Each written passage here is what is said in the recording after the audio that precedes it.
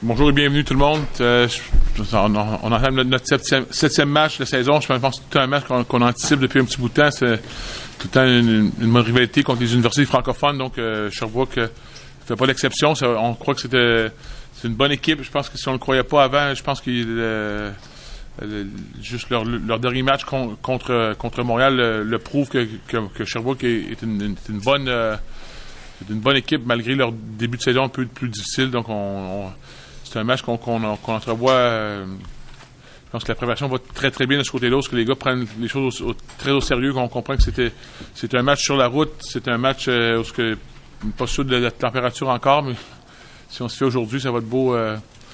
On est bien chaussés pour jouer ce match-là contre Sherbrooke. Donc c'est un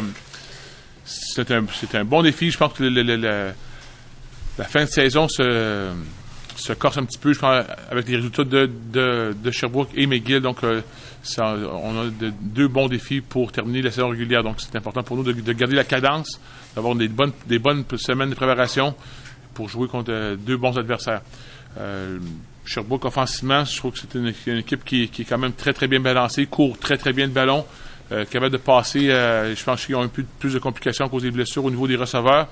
Mais quand même, les gars qui sont appelés à jouer font un très, très bon travail. Ils vont utiliser des formations avec 2 porteurs de ballon, des fois 3 et même des fois 4 porteurs. Donc, ça prend une bonne préparation défensive pour contrer toutes ces différentes formations-là.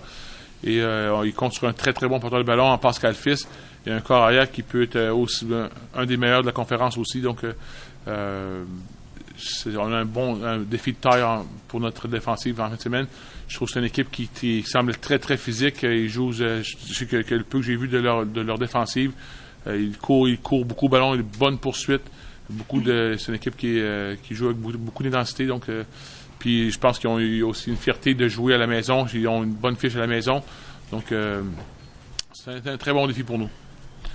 Si vous avez des questions au point de vue de notre défensive ou l'offensive de Sherbrooke, ça me fait plaisir de les adresser. Ça s'adresse un peu aux deux, mais après le match, on s'est parlé des sacs du corps en fin de semaine dernière. Est-ce que tu allais vérifier sur vidéo, etc.? Est-ce que c'est une situation qui, après avoir visionné des vidéos, justement, ça vous inquiète? Je vais essayer Justin d'adresser ça, mais... Je veux dire, je peux pas vraiment m'inquiéter de ça. Je veux dire, on travaille là-dessus à chaque semaine. C'est sûr qu'on est un peu plus jeune cette année sur la ligne offensive. Donc, c'est un ensemble de choses qui arrivent. Je pense que c'est sûr que les sacs en deuxième demi, on avait des jeunes qui étaient sur le terrain. Il y a eu des erreurs de communication.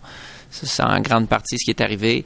Puis également, c'est sûr qu'encore une fois, je regarde, pour aider notre ligne offensive, il faut que nos carrières laissent le ballon aller rapidement. C'est sûr que Benoît, cette année, c'était on and off, dans le sens qu'il il a pas pratiqué beaucoup, pas joué. Là, c'est le fun de voir que là, ça fait 2 semaines qu'il pratique, il vient de jouer un match, une bonne demi. Donc, c'est sûr que ça, je pense que plus Benoît va rester en santé, mieux que c'est au niveau de son timing, de sa cohésion. Puis dans ce temps-là, c'est sûr que quand il réussit à rentrer dans un rythme puis se défaire du ballon rapidement, c'est sûr que ça aide beaucoup notre ligne à l'attaque. Donc, je pense que c'est un ensemble de choses. On avait quelques ajustements en fin de semaine un peu nouveaux, puis que nos porteurs de ballon, là, c'est un ajustement. Donc, il y a eu, en fin de semaine, c'était un ensemble d'erreurs qui a causé les sacs. Mais c'est sûr que je veux dire que ça soit des sacs, que ça soit n'importe quoi, de toute façon, on évalue chacune des situations, mais je pense pas que c'est pas inquiétant. Là. On continue à travailler sur ça. Je vais rajouter là-dessus. Quand on a un match comme on a joué en fin de semaine, c'est important pour nous de faire jouer tout le monde. Puis tu vas vivre avec les bons coups et les mauvais coups des jeunes. Donc, écoute, il y en a que c'est leur premier jeu, leur premier match.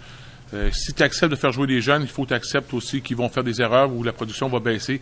Donc, écoute, c'est certain que pour nous, c'est quelque chose qu'on garde un œil dessus tout le temps, que la protection est hyper importante de notre offensive, mais de là à dire qu'on est inquiété ou on s'inquiète de des choses, c'est pas le cas.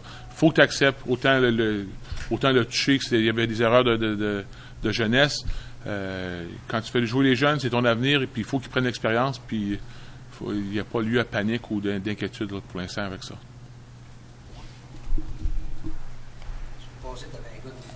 tu voulais surveiller, tu savais qu'il était bon. Sur Sherbrooke, y a-tu un ou deux éléments comme ça qui...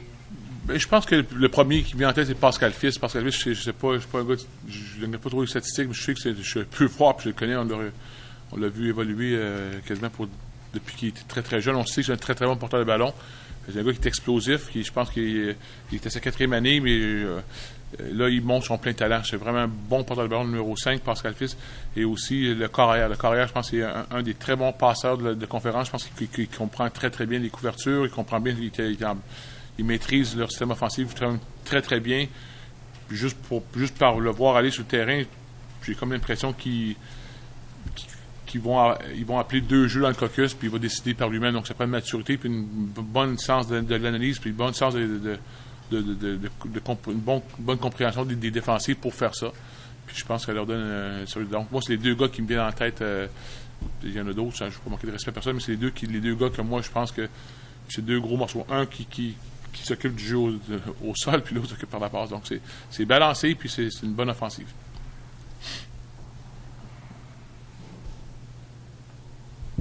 C'est bon.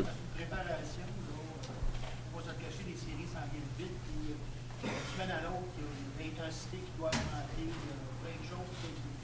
De jouer contre une équipe, justement, qui elle aussi, va jouer à son maximum, parce que Chabot va voir une bataille pour être place dans les séries, puis est-ce que, d'une certaine façon, c'est un avantage? Oui, le défi est plus grand, mais en même temps, c'est pas ce genre de défi-là dont vous avez besoin, justement, pour continuer votre progression? Je pense que oui, c'est un très bon point. C'est certain que c'est des matchs qui sont significatifs pour les 2 équipes. Tu veux rentrer dans les séries, je sais que un jeu sur le milieu, là, tu veux pas pogner, exemple, trop de matchs comme on le dit la semaine passée. Aussi, tu veux rentrer en série avec des bons défis comme on a, des matchs qui vont être à l'image des séries, sans avoir à l'image des séries en ayant aussi un filet de sécurité. Donc, je pense que c'est de la très bonne préparation à la veille des séries.